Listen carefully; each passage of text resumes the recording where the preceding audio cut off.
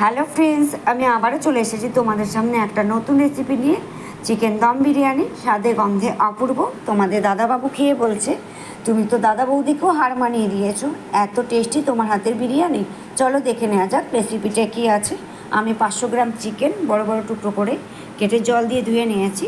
তাতে মিশিয়ে দিলাম আমি 1 চামচ ধনে গুঁড়ো, 1 চামচ জিরে গুঁড়ো।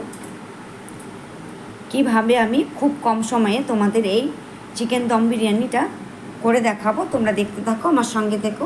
তারপর দিয়ে দিলাম 1 চামচ রেড চিলি পাউডার, 1 চামচ কাশ্মীরি রেড চিলি পাউডার, তারপর দিলাম 1 চামচ কাঁচা লঙ্কা পেস্ট, তারপর দিয়ে দিলাম আমি একটু বেশি পরিমাণে আদা রসুন পেস্ট, তারপর দিলাম আমি পরিমাণ মতো হলুদ গুঁড়ো, পরিমাণ মতো নুন, তারপর দিয়ে দিলাম 2 চামচ পেঁয়াজ পেস্ট, তারপর দিয়ে দেবো আমি এখানে 1 চামচ বিরিয়ানি মশলা, তারপর দেব 1 চামচ গোলমরিচের গুঁড়ো। সব উপকরণগুলো যখন আমার দেওয়া হয়ে যাবে, হাত দিয়ে ভালো করে মিশিয়ে 1 থেকে 1.5 ঘন্টার মতো আমি চিকেনটাকে ম্যারিনেট হতে দেব। তোমরা চাইলে আরও কমও রাখতে পারো। তারপর দিয়ে দিলাম আমি পরিমাণ মতো টক দই আর সাদা তেল। তারপর দিয়ে দিলাম কড়াইতে পরিমাণ মতো সাদা তেল, বেরেস্তাগুলো ভাজার জন্য আগে থেকে কুচি করে রেখেছিলাম পেঁয়াজ, সেটা আমি দিয়ে দিলাম। বেরেস্তাগুলো আমি ভেজে তুলে নিলাম। তারপর একটা ওপর থেকে কাগজে এইভাবে চেপে এক্সট্রা তেলটা আমি বের করে নিলাম। তারপর আমি কড়াইতে দিয়ে দিলাম পর্যাপ্ত পরিমাণে ঘি। দেখো, চিকেনটা ম্যারিনেট করে রেখেছিলাম, তাতে দিয়ে দিলাম কিছু পুদিনা পাতা আর ধনে পাতা কুচি, সেটাকেও হাত দিয়ে ভালো করে মাখিয়ে নিলাম।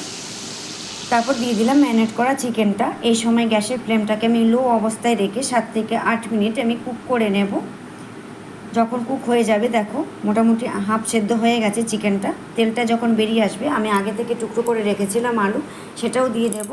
এই সময় গ্যাসের ফ্লেমটাকে আমি মিডিয়াম রেখে দেব। এটাকেও আমি চাপা দিয়ে 7 থেকে 8 মিনিট কুক করে নেব। তারপর নামানোর আগে আমি দিয়ে দেব 1 চামচ টমেটো কেচাপ। একটু ভালো করে নাড়াচাড়া করে আমি নামিয়ে নেব। তারপর নিয়ে নিয়েছি আমি এখানে হাফ কিলো বাসমতি চাল, জল দিয়ে ভালো করে ধুয়ে জল ঝরিয়ে তুলে নিয়েছি। কিছু পরিমাণ মতো জল নিয়েছি, তাতে দিয়ে দিলাম পরিমাণ মতো নুন, পরিমাণ মতো কিছু সাজিরে, লবঙ্গ, দারচিনি, এলাচ, আর দিয়ে দিলাম পুদিনা পাতা, ধনে পাতা কুচি। তারপর দিলাম 2টো তেজপাতা। জলটা যখন ফুটে আসবে, জল ঝরানো চালগুলো আমি দিয়ে দেব।